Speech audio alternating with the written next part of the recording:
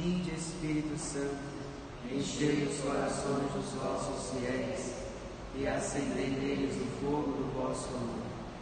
Enviai, Senhor, o vosso Espírito, e tudo será criado, e renovareis a face da terra. Oremos. Ó Deus, que instruíste os corações dos vossos fiéis com as luzes do Espírito Santo, fazei que apreciemos retamente todas as coisas, segundo o mesmo Espírito, e gozemos sempre da sua consolação, por Cristo Senhor nosso. Amém. No domingo da Páscoa, até os nossos dias, dessas semanas que seguem o domingo da Páscoa, a liturgia vai nos oferecer, particularmente no Evangelho, os vários encontros de Jesus com os discípulos. Justamente para nos chamar a atenção que o tempo pascal é um tempo privilegiado para renovar o nosso encontro com o Senhor ressuscitado. É um tempo privilegiado porque todo o tempo da nossa vida é tempo de encontrarmos, de sermos encontrados e alcançados pelo Senhor ressuscitado. E uma coisa muito interessante da construção dos evangelhos, particularmente nesse ponto em que Jesus encontra os discípulos ressuscitados, é que a leitura nos dá a impressão, ou nos dá a indicação, melhor ainda do que a impressão, de que liturgia e vida estão intimamente ligados. A construção do texto nos dá muitas indicações da liturgia, como lugar privilegiado do encontro com o Senhor ressuscitado. Mas ao mesmo tempo essa liturgia não fica no espaço do templo, ela transborda para a vida. Liturgia e vida estão intimamente ligados, particularmente naquilo que os evangelhos colocam acerca do encontro entre o Senhor ressuscitado e os discípulos. E é rapidamente isso que eu gostaria de meditar com vocês, tendo esse fundo, essa chave de leitura da liturgia e da vida. Terceiro domingo da Páscoa, a liturgia nos oferece esse belíssimo trecho do Evangelho de Lucas. E no início do Evangelho já temos um pouco essa relação entre liturgia e vida, que eu gostaria de chamar a atenção. Diz Lucas: naquele mesmo dia, primeiro da semana, 2 dos discípulos de Jesus iam para o povoado chamado Emaús, distante 11 quilômetros de Jerusalém. Um pouquinho mais adiante, o evangelista diz: enquanto conversavam e discutiam, o próprio Jesus se aproximou e começou a caminhar com eles. O primeiro dia da semana, aquele mesmo dia, o dia da ressurreição, o primeiro dia da semana, é o dia em que o Senhor encontra os discípulos. Sim, é o dia da ressurreição do Senhor, o dia em que o Senhor alcança os discípulos no caminho para acompanhá-los. É o dia da reunião para a celebração da Santa Missa. Nós vamos encontrar os discípulos reunidos para celebrar a Eucaristia no domingo. É o dia por excelência da celebração litúrgica, da celebração comunitária, da celebração da Santa Missa. Mas também diz respeito ao tempo da vida em que o nosso caminho humano, é chamado a acolher a visita do Senhor ressuscitado. O domingo da liturgia e o tempo da vida se encontram, se abraçam. O tempo que temos da vida é o tempo de encontro com o Senhor ressuscitado, e o Senhor nos alcança para nos acompanhar. O Senhor ressuscitou, nos alcança e nos acompanha na liturgia e também na vida. Nos acompanha de uma forma especial quando a vida parece nos cobrar muito. Jesus acompanha os discípulos de Emaús quando eles deixam Jerusalém e voltam para sua terra natal, desiludidos, sem esperança, tristes. É justamente nessa experiência da prova que o Senhor se manifesta, alcança os discípulos e os acompanha, assim como deseja fazer com cada um de nós, na liturgia e também na vida. Continua Lucas dizendo: e começando por Moisés e passando pelos profetas, explicava aos discípulos todas as passagens da Escritura e falavam a respeito dele. Mais uma vez, o texto reenvia ao espaço litúrgico da meditação da palavra, a primeira parte da celebração da Santa Missa, que é aquela que nós estamos vivendo agora.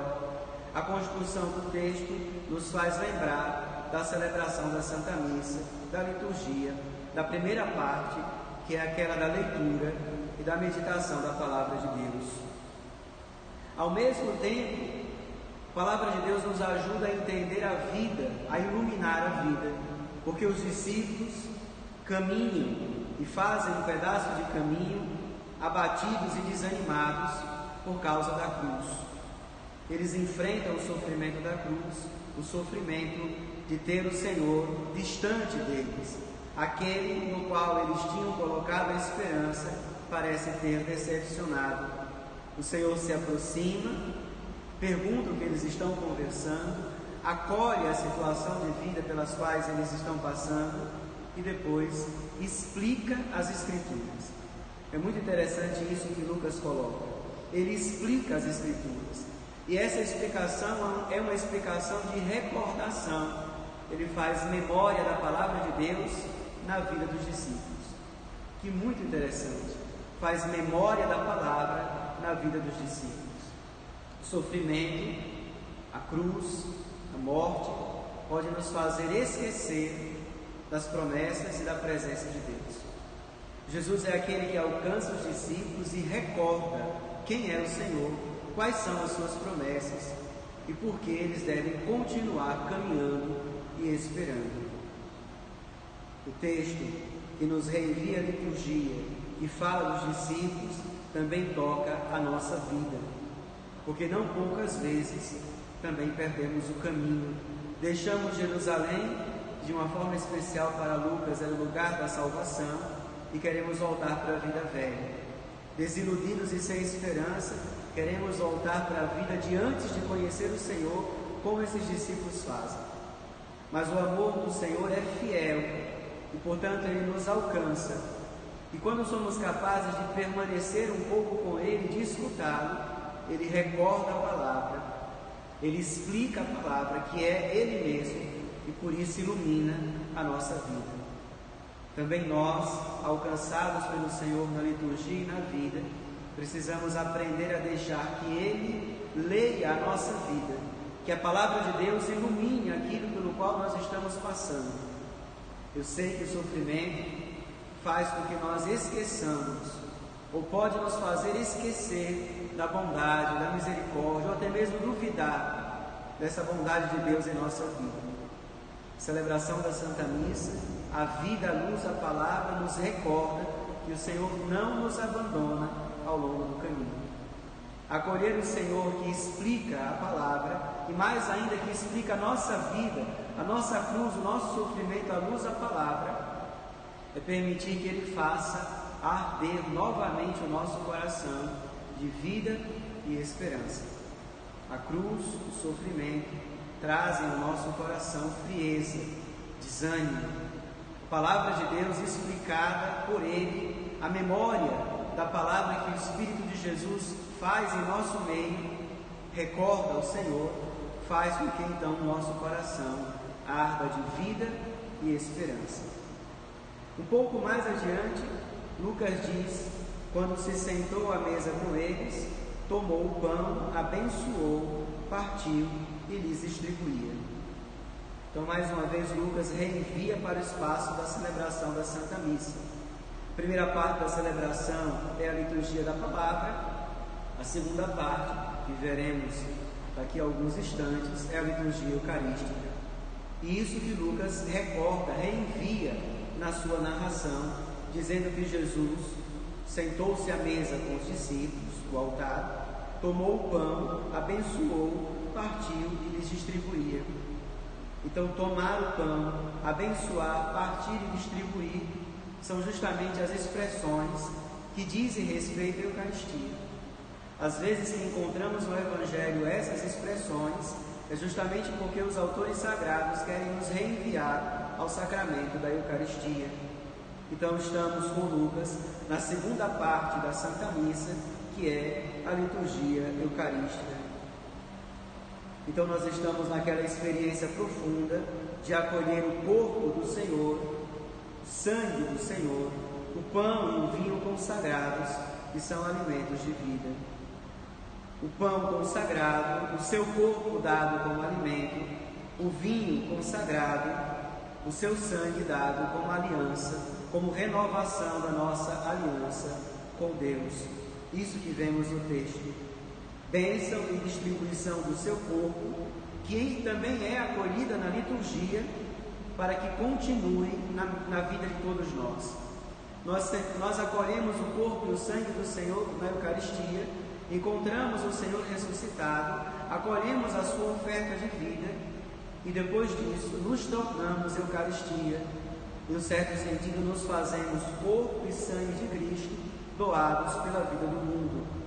Então, esse encontro que transforma, os discípulos tiveram a sua experiência de encontrar o Senhor na palavra e no pão partilhado, na Eucaristia, e tiveram a sua vida transformada, e se transformaram na Eucaristia. Lucas está nos dizendo, todas as vezes que celebramos a Eucaristia, todas as vezes que meditamos a sua palavra com o coração aberto e generoso, também nós nos tornamos pão para a vida do mundo, vinho para que a aliança entre Deus e os homens se aproxime e se faça. Para terminar um pouco mais adiante, no final, Lucas então diz: os dois discípulos contaram o que tinha acontecido no caminho, como tinham reconhecido Jesus ao partir do pão. O Senhor alcança os discípulos, faz arder o coração dos discípulos, explicando a palavra na vida e a vida na palavra, distribui o pão da Eucaristia, abre os olhos dos discípulos para que eles reconheçam o Senhor ressuscitado, e agora eles fazem o caminho de volta. Tinham deixado Jerusalém na direção de Emaús, e agora deixam Emaús e vão para Jerusalém, se reaproximam do tempo da salvação, do lugar da salvação, porque o Senhor ressuscitou e é preciso testemunhar. Do encontro com o Senhor ressuscitado, sempre nasce a missão. Esse é o critério de verdade para sabermos se encontramos o Senhor ressuscitado na palavra e no pão da Eucaristia. Porque quando encontramos com o Senhor verdadeiramente, Ele transforma a nossa vida e nos faz testemunhas. Os discípulos agora fazem o caminho inverso, deixam Emaús, voltam para Jerusalém e testemunham aquilo que haviam experimentado do Senhor. O nosso encontro com o ressuscitado, assim como os discípulos, no pão da palavra e no pão da Eucaristia, também é chamado a desembocar na missão. Lucas nos faz entender que a experiência dos discípulos, aqueles dois discípulos de uma forma especial, deve ser a nossa experiência, é um chamado para a nossa experiência. Aqueles que se aproximarem do testemunho pelo escrito, pela palavra escrita, são chamados a fazer a mesma experiência dos discípulos.